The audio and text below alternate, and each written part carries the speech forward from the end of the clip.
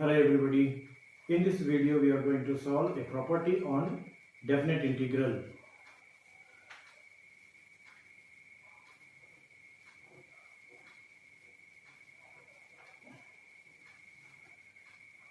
Integral of f of x into dx from 0 to a will be equal to integration of f of a minus x with respect to x from 0 to a. So we are going to prove that integration of f of x with respect to x from 0 to a is equal to integration of f of a minus x with respect to x from 0 to a. So to prove this, in the left hand side put x is equals to a minus t. The idea of taking x as a minus t you get from the right hand side. So looking at the right hand side, we can just take x as a minus t. And once we change the variable, so we need to check if the limits are remain the same or changed. So here I check the limits.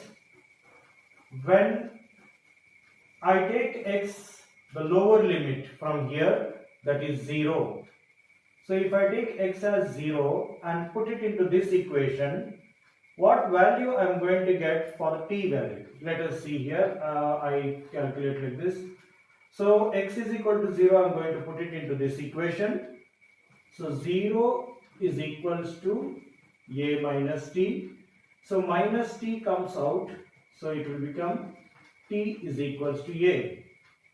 So here when I take x equal to 0, I am getting t is equals to a. So I write here t is equals to a. Now what I will do, I will take upper limit, the x value, that is x is equals to a. Now I am going to repeat the same thing. I am going to put x is equal to a into this equation and check what value I am going to get for t. So here I do that. I am going to put x is equal to a into this equation. So that is a is equals to a minus t. So this t comes this side and a goes on the other side. So it becomes t is equals to a minus a, which is equals to 0. So we see that when I put x is equal to a into this equation, I am getting t is equal to 0. So I write here t is equal to 0. Okay, then see, once you change the variable from x is equals to a minus t, we have to even check for dx. So that we can do by differentiating this equation on both the sides. So the differentiation of x here will be dx, and because a is a constant, so the differentiation of a will be 0. So I will be left with only minus differentiation of t is dt. Now we are going to make all these changes in the left hand side. That's what we have written here in the left hand side.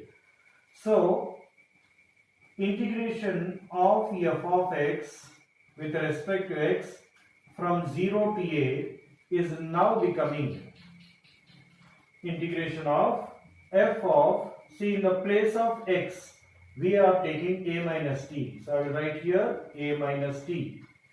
Then in the place of dx,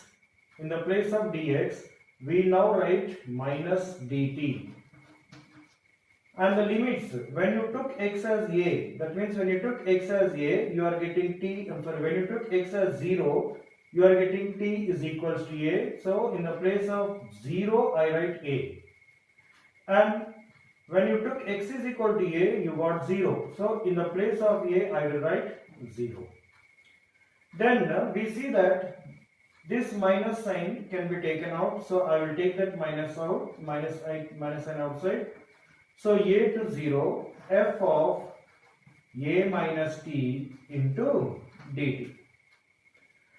Then by the property of integration, definite integrals, if you change these limits, that means if you interchange these limits, the sign of the integral changes. That means I am going to write now, instead of a to 0, I am going to write 0 to a. So minus sign will now become plus sign. So f of a minus t into dt. So if I don't write any sign, that means it is plus sign. Okay. So when I interchange the limits, the sign is changing. Then without changing any limits or function, we can change just the variable. So I write 0 to a f of a minus x into dx. So this is how 0 to a f of x into dx